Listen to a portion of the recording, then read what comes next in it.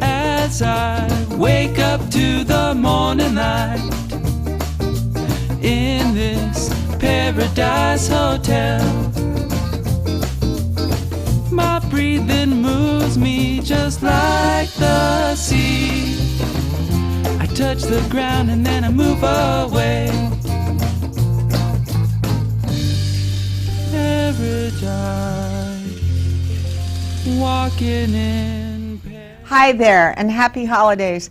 I hope this show will go on to air many, many times and places, and it may not be the Thanksgiving Christmas season, but because it is, I wore red and green today, and I want to say to you all, belated happy Thanksgiving and a very upcoming Merry Christmas, and let's pray that the Christ is within all of us always. And the Christos, we'll celebrate the Christos today because I'm with Argentina and Mexico and Colombia and all sorts of wonderfully Latino countries. I'm very excited today because I'm celebrating a man, Lee Strasberg, who taught me for 25 years and trained me for 5 years to teach others. So I've been an acting teacher. I know I'm going to sound like I'm 100, but I've been an acting teacher for 30 some odd years, since 78, whatever that works out to, 76, 78. And two of my students are here today, and there's this genius writer-director, Juan Carlos, who I saw his work, Tosca, a play a couple years back, and a number of my students were in the production because he is the resident genius of the Lee Strasberg Theater and Film Institute. And I thought, oh my God, you know, you don't see in this country work that combines method, internal acting, and Grotowski, or you know, Polish lab theater kind of commedia dell'arte with extraordinary art direction and lighting, and it's almost like cinema on stage, and it's like as emotional as it is dance-like, as it is mime-like. I'm really honored that he's here today, and I get to talk to him. And with him, 3 members of his cast in the Lighthouse. And I'll let you start with your name. Cesar Giraldo. And Luis Arrieta. Alex Ruiz. And of course, you, Juan Carlos. Thank you. No, I really meant that. You made me And that was Tosca, and now just last week I saw your production, which we showed, we will show a clip of in the King of the Lighthouse. The King of the Lighthouse, yeah. And King of the Lighthouse took place in a lighthouse in Argentina. In an abandoned lighthouse in the south of Patagonia, the Strait of Magellan, the end of the world. And it's based on a true story that's happened to me 22 years ago. You were about 18? 18. And you were in the military? I was mandatory, you know, during the dictatorship in Argentina. They sent young people after the war between England and Argentina, and they sent us without experience to live in those places. I don't know why. And you ended up in this lighthouse with 4 other gentlemen? 4 and other 3 guys plus the head of the lighthouse. It was a very bitter man. Yeah, little guy with some problems. And he, in the course of the play, I don't know if it's on the clip today, but I was sitting on the edge of my chair. This actor, you'll tell me his name. Gabriel Romero. Is such a wonderful actor. He was really wonderful at being a torturer. Yeah. And at the moment where he put a gun in your face, and then you told me quite offhandedly afterwards that your own father had once, that man put a gun in your face, plus when you were a child your own father put a gun in your face. It doesn't get much scarier than that, or much more if you personal. survive, I can say, you know, you told me I'm a genius or whatever, and I really appreciate from you to say that. You know how much I love your work and everything. But you know, I'm a survivor. You know, I grew up in this very bad situation with my dad. That he was an alcoholic, he was sick, and he used to wake me up, not every night, but almost 3 times a week with a gun in my face. And so Really? you survive with that crazy embarrassment. And it was loaded? Of course. Really? Yeah. What was going on with the times politically in Argentina? It was a dictatorship, so you didn't. Right. I didn't have any place to escape. So I keep myself into this fantasy world, kind of denial, autistic. I don't know. It helped me a lot. You know, it really helped me a lot too. Well, I'll add on a personal note that I don't think I had a gun in my face, but I was just missed being raped about 3 or 4 times by my dad, and his alcoholism led to a suicide attempt, and I was pronounced dead. So I always empathize and am very compassionate with people who have had less than wonder bread lives as a child. But I do think it helps your art because Yes. you escape into it, Yes. and you have compassion for people who Yes. have no legs or arms or mental peace, or and it gives you when one sees your work on stage. Every character you develop has, well, there was in the play Tosca, for instance, you joined staff of a mental institute so you could study the people? Yeah, I was, when I began with my acting career in Italy, so I've been introduced to the method, Lee Strasberg, and I said, what is that, So and I understand all the thing that I have, there are problems, I can use it. I can make art with that. So I enjoyed for like 6 months at mental hospital in Rome because I really was hungry for characters, and and so I was a volunteer in a mental hospital, and I hear stories about people, crazy people, actors, and there was this woman in a room singing, singing. Singing She from was la Tosca? captain of it. Yeah, she was singing, and the nurse said, La Tosca. And I got inspired. What is inside of that woman, the dream? And they told me that she was locked up with props, with pieces of fabric that she was playing. And they said that she used to be an opera singer. I don't know. So I never met her. Now, the woman who played that part, what was her name? Christine Coulican. Wonderful actress. Yeah. I was utterly amazed. And one of my students, Clyde Lane, was also in it. Oh, a number of my students were in it. Yeah, Maria Laura, Matthew, all the students that were there. And what's wonderful about what you've been doing over the years at Lee Strasberg Institute is when you haven't been directing your own plays that you write and you direct and you art direct, you've been art directing many plays that got critical praise. And I'm going to say a couple of the names because I think a lot of you out there may have heard, or read reviews, or gone. In 2000, Anna Strasberg, Lee's widow, and her son David hired Juan Carlos to form the artistic group, the group Strasberg, where he art directed plays like Black Leather Souls, Before I Wake, Lunacy. Oh, Lunacy. I don't have Directed my by glasses. Anthony Caldarella. Anthony just directed me in What's Up, Scarlet. It'll be coming out next year. Invisible Chairs, Midsummer Night's Dream, A Comfortable Truth, and the acclaimed work by the public and critics, Names, which was, of course, about the McCarthy era where names were named and half the group theater and the Actors Studio didn't get to work for a while. Well, maybe a third. Enough. Directed by Adam Davidson, who's the son of Gordon Davidson. And that was a wonderful set. Wonderful. And then there's a very famous artiste, Julia McGinnis, who in 2002, first you did something else with her, but she called you in 2002 and offered you to direct and write a new show for her called La Argentina. You want to tell us a little bit about that? Yeah, Julia is a good friend of mine, and she's so Tosca, and she called me that night, I cannot sleep, and they just hired me, she said, to do a concert about tango for the Festival d'Avignon in France. He said, I really would like if you can write something for me about tango, me. And I said, you speak Spanish? No. So I wrote it in one night, and I wrote something for her, like she's this very famous opera singer, and she doesn't speak Spanish, she doesn't know how to sing tango, and it's her journey about learning the tango, and so she became La Argentina as a woman. And then so we rehearsed like for 3 months every day, and we went to the Festival d'Avignon, and it was only for one night, the show, and it's still now she's still doing it. So 3 years, became last year became the #1 show in Paris. Really? And they invited me. I went to Châtelet in Paris, and it was a wonderful show. So wonderful, and I'm proud to say that. But Julia is amazing, Julia, I met her, and she came to see the game of the Lighthouse. So she came to see the play. She's, this is an amazing, her talent, when you see that woman singing, acting, because she said, I never went to acting school, but the music teach me. Yeah, well, when Lee like Strasberg was alive, and I started when I was 18, 17, I was the youngest person taken in the Actors Studio, I think 17, 18.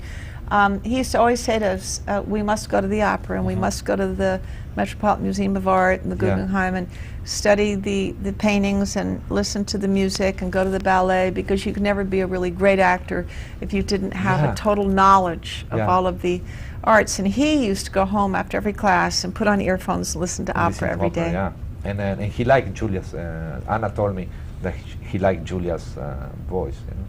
And so that was a wonderful experience, you know, for me. And she's still doing the show all over the world, and it's an homage to my country too, you know, too, because of course I have to talk Well, about. I can never pronounce his name right, but you'll help me. Almodovar. Almodovar. Yeah, Almodovar. Almodovar. And his extraordinary films. Throw me out some of the titles. Nervous Breakdown. All About Your Mother. Tie Me Up, Tie Me Matador. Down. Yeah. What? Tie Me Up, Tie Me Down. Tie Me Up, Tie Me Down, and the one last year about the transvestite. Bad Education. Bad La mala Education. La Mala Educación. Vamos a hablar un poquito en español también. Yeah. Well, you do on stage what he does in movies in many ways. For me, when I thank think you. I'm going to laugh, I cry. When I think I'm going to cry, I laugh. And I only wish that. Yeah, you understand my art. You always been very, very supportive to whatever I do, because I'm unusual. You know, I cannot see. I don't know who I am on stage. I don't know. I don't think. I'm no logic. I let myself go, and I have wonderful group of actors that trust me. They go in when I'm going crazy, and they're quiet, and they're going because I'm very organic. You know, I've been working so much in my life to keep it organic, to keep. Well, you're going to say something? No, I was saying that, I mean... That is not true.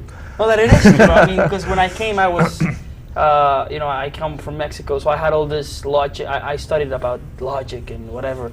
And when, you know, I came to Strasbourg, and especially with Juan Carlos, it's like, you know, just let yourself go, and so I really learned that from him. And you learned a lot from me too. You learned about from you, I've learned comedy, right? Yeah, that you was learned emotional recall, personalizations, as if, comedy, improv, And theater they use it, games. they know, and that it's all about letting yourself go. Because when I came with you, I was like, oh, like I was nervous and whatever. But I don't think that's true. Shall I tell you about you? When you came to me, you decided you were going to play all psychotic characters. Yeah, I like psychotic characters. And by the time he got your vulnerability out. And when it came to the moment in the play where one thinks that you've lost your hand, you know, through fire that you caused through emotional breakdown, you did the sensory work. We call it at Strasbourg sensory work, where you create out of nothing so well. I was sitting there like, oh my God, I could feel that. And you were like a little child, and I was just like tears.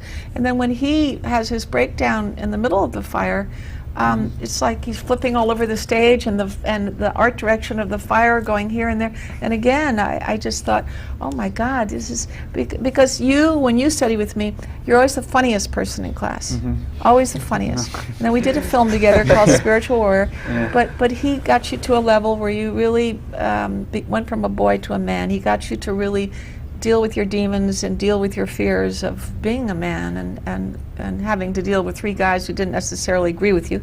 But he really brought out an extraordinary depth and dramatic thing in you. It was really wonderful. And Cesar, I only just met you, so I can't talk as extensively, but I loved your performance. And you were so totally, you know, different than they were. Very poetic and very ethereal. So let's look at a little piece of this. Couple of minutes from In the Lighthouse, written, directed, art directed by Juan Carlos Malpeli. You have been chosen for your capacity to be a part of the Kilo Division. What is the Kilo Division, you might ask yourselves? You will be the ones who will sacrifice for this nation. You are the Kilo Division. After a series of special training, you will be sent to Cabo Virgen's Lighthouse.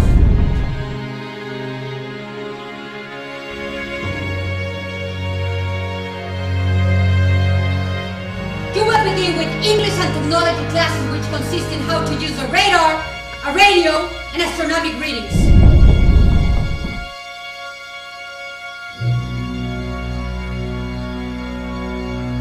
This, of course, is to monitor nation of the territorial waters, which will prevent our enemy from taking over our lands. Marines, it is in your hands to save our nation. Now let me tell you about the head of the lighthouse. Many say it is the worst place in the world.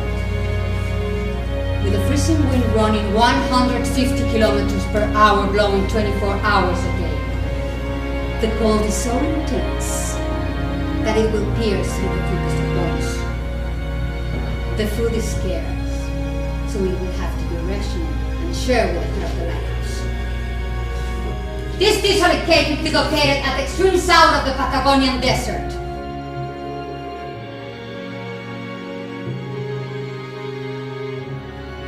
The only company that you will have is that from our enemy, the Chileans, Los Chilenos, whose lighthouse it is located at 10 kilometers away from our own.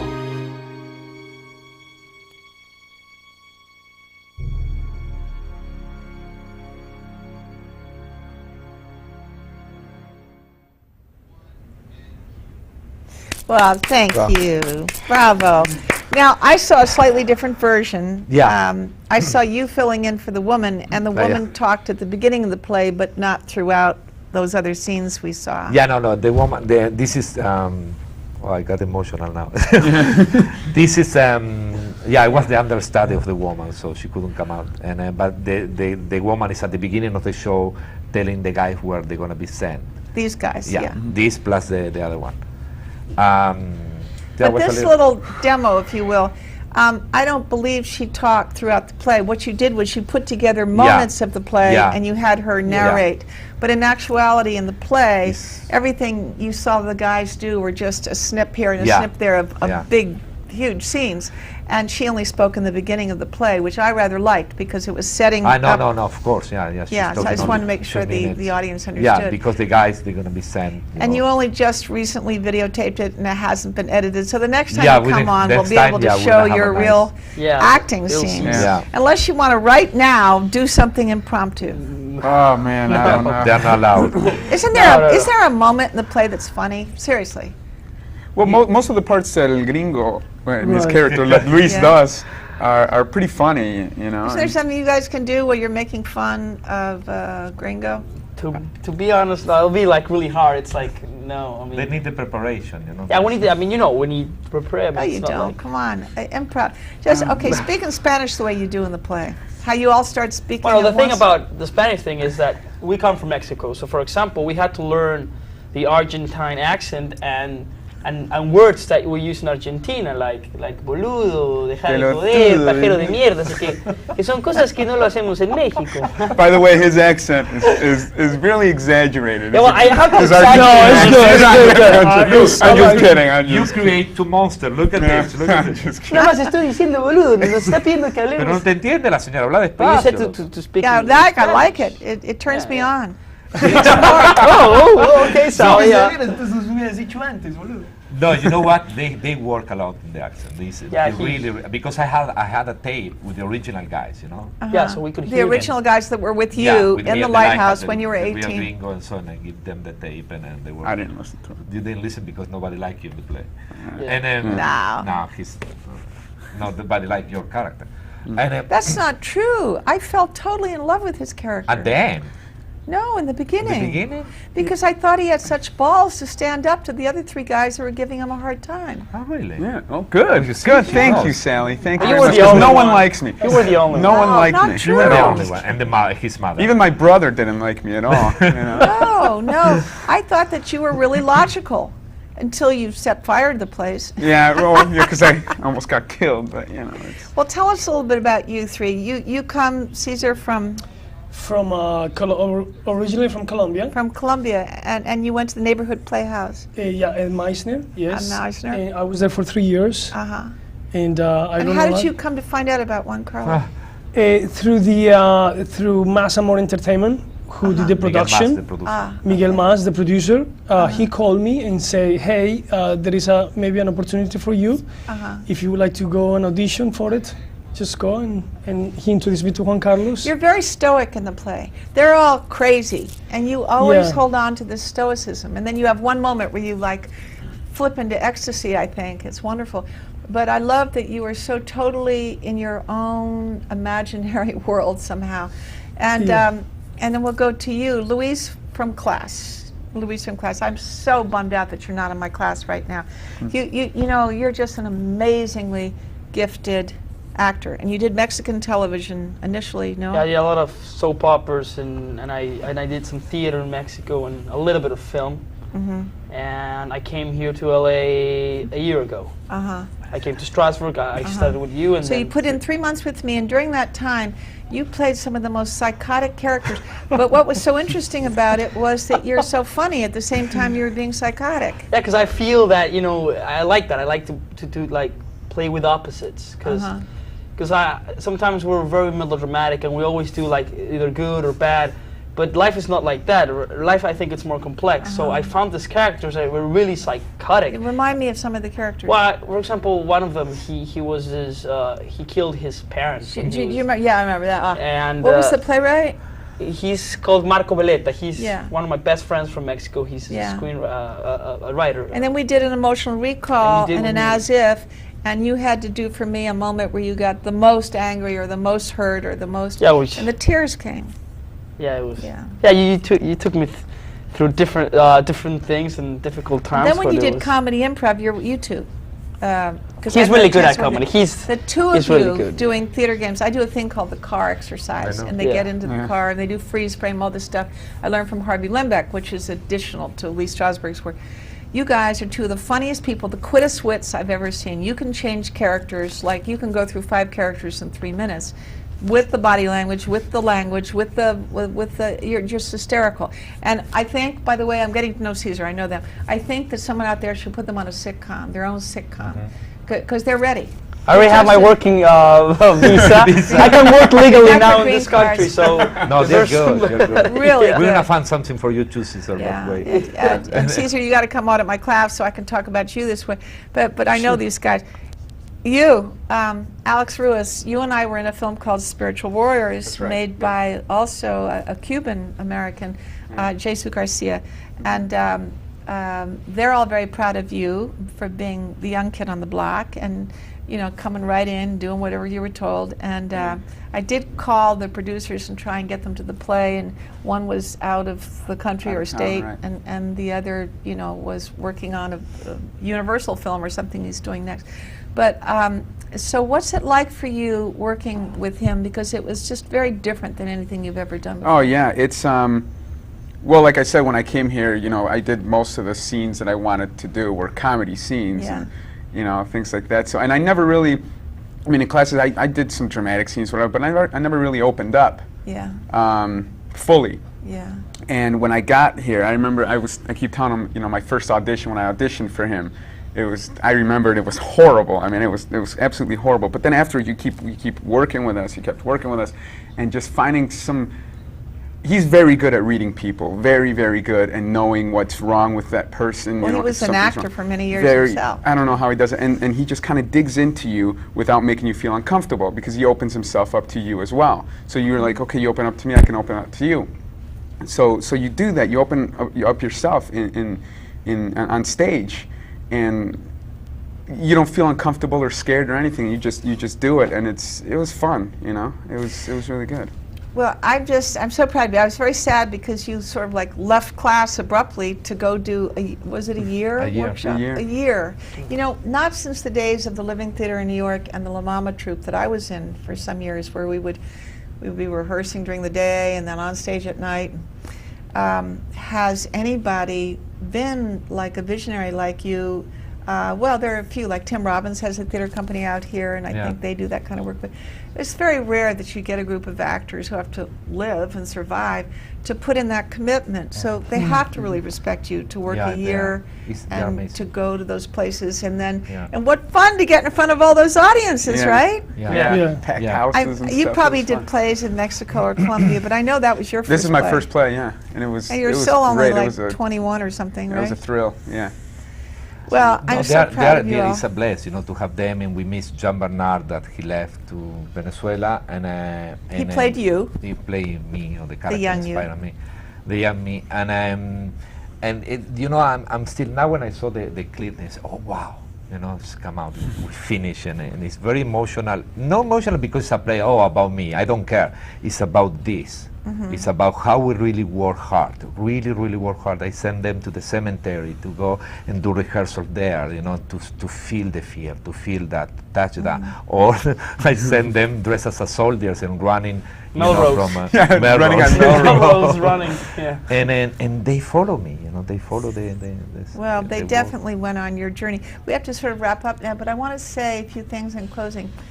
For you all listening, because I know this audience potentially reaches 150,000 people, and then when I move it over to other venues, hundreds of thousands of more. If there's anyone out there that is looking for a great writer, director, art director who knows terrific actors and can pull them in, I really want to suggest that this be made into, if not a feature film, a television film. It's too bad that it closed 3 days ago. But it can only be the beginning of this project in the Lighthouse, because I sat on the edge of my seat from beginning to the end. I laughed, I cried. It was astounding, and I don't think you can really tell from that little clip the experience that he takes you on. And so I do have a number at the end of the credits that you can call and reach me, and I'll put you in touch with him. But as a minister, Father, Mother, God, we ask this now for the light of the Holy Spirit, surround, protect, and fill beautiful Juan Carlos and Luis and Alex and Caesar and the rest of the cast, that this show in the Lighthouse may have its future and be known by the world, be it in a film, in a teleplay, or in productions around the world. So be it. I really mean that. Because, you know, when you see something and it's like, wow, in America, we don't know about Argentina. We don't know about the dictatorship. I mean, a lot of us saw Evita and this and that and different things, but you're right on that level, and I really am so grateful you all came in today. No, thank you. It's a gift, you know. It's a gift for us to be here with you, sharing, you know, you sharing your time with us. Can I say something? Yeah, you have a couple of seconds left. Yeah. No, I would like to say thank you to Anna Strasberg. Yeah, Anna Strasberg, who gave you your start here. Anna is, you know, my madrina, we say. You're in a Spanish. mentor. Yeah, Anna is, you know, I adore her, and she always gives me the opportunity, even with David. So Anna, we're going to give you this tape, and we all bless you and love you and thank you for giving us him. And I want to thank Nathaniel Sherritt, who wrote and sang the music that brought us into the show today. So God bless you. Take care of yourself so you can take care of others, and let's just love the arts in every way we can. So be it. Thank you. Okay. So thank you all. No, thank you. This is great.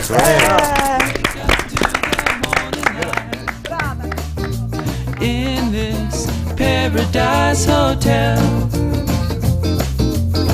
my breathing moves me just like the sea. I touch the ground and then I move away. Paradise, walking in paradise.